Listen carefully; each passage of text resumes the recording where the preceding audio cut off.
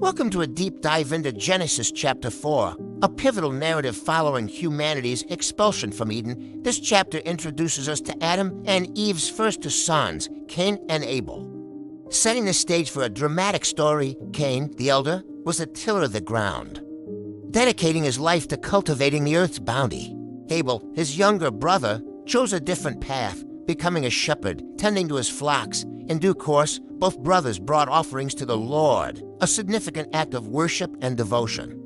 Cain presented an offering of the fruit of the soil, a representation of his hard work and harvest.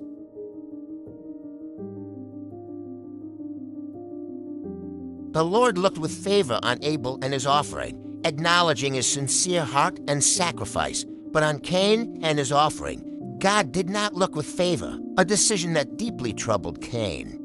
Cain became very angry, his face visibly falling.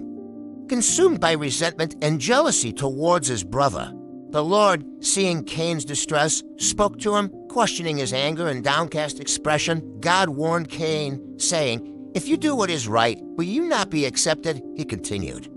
"But if you do not do what is right, sin is crouching at your door. It desires to have you." God urged Cain, "You must rule over it," emphasizing the power of choice and self-control. Despite the divine warning, Cain's resentment festered, leading him down a dark path one day. Cain spoke to his brother Abel, inviting him to join him in the field. While they were in the field, Cain attacked his innocent brother, driven by his unchecked anger and jealousy. The first murder in human history unfolded, a tragic consequence of sin's dominion. Soon after, the Lord confronted Cain, asking, "Where's your brother Abel?"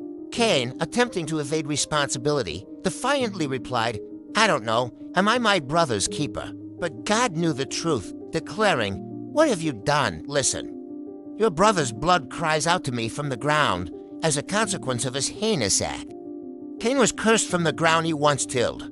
It would no longer yield its produce for him, a direct punishment related to his livelihood. He was condemned to be a restless wanderer on the earth, forever estranged from his home. Cain lamented his punishment, expressing fear that anyone who found him would kill him in vengeance. In an act of divine mercy, God put a mark on Cain, protecting him from immediate retribution. This mark, though a sign of his curse, also served as a testament to God's enduring grace. Cain then left the Lord's presence and settled in the land of Nod, east of Eden, beginning anew. Solitary life. Despite his curse, Cain's lineage continued, marking the beginning of human civilization outside Eden. He had a son named Enoch, and Cain built a city, naming it after his son. A testament to early urban development. Through Enoch came Irad, then Mehujael, Mephishael, and eventually Lamech, each contributing to human progress.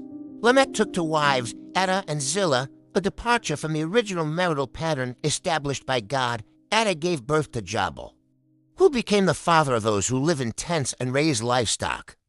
Pioneering nomadic life, his brother Jubal was the father of all who play the harp and flute, marking the birth of musical arts. Zillah, in turn, bore Tubal-Cain, who forged all kinds of tools from bronze and iron, advancing metallurgy. Tubal-Cain's sister was Naamah, whose role is less defined but part of this developing society. Lamech's boast to his wives reveals the escalating violence and pride within Cain's line. "I have killed a man for wounding me, a young man for injuring me," he declared, showing a vengeful spirit. If Cain is avenged 7 times, then Lamech 77 times, he boasted. Highlighting extreme retribution, this boast illustrates the deepening corruption and violence that permeated humanity through Cain's descendants. Meanwhile, Adam and Eve had another son, Seth, whom Eve saw as a replacement for Abel. Eve declared, "God has granted me another child in place of Abel, since Cain killed him." Seth also had a son, whom he named Enosh, continuing the lineage of humanity. It was during Enosh's time that people began to call on the name of the Lord, a significant spiritual turning point. This marked a renewed connection with the divine, a glimmer of hope amidst the darkness of sin and violence. Genesis chapter 4, therefore, is a profound narrative of humanity's fall, its consequences, and the enduring grace of God. It explores themes of jealousy, murder, punishment, and the slow, yet persistent, Return to Faith, thank you for joining us in this exploration of a foundational biblical text.